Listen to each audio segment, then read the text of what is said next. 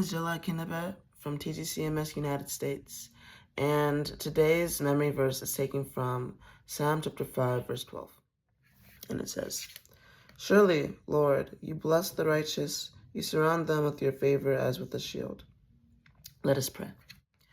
Heavenly Father, I want to take this time to say thank you for everything you've done for us.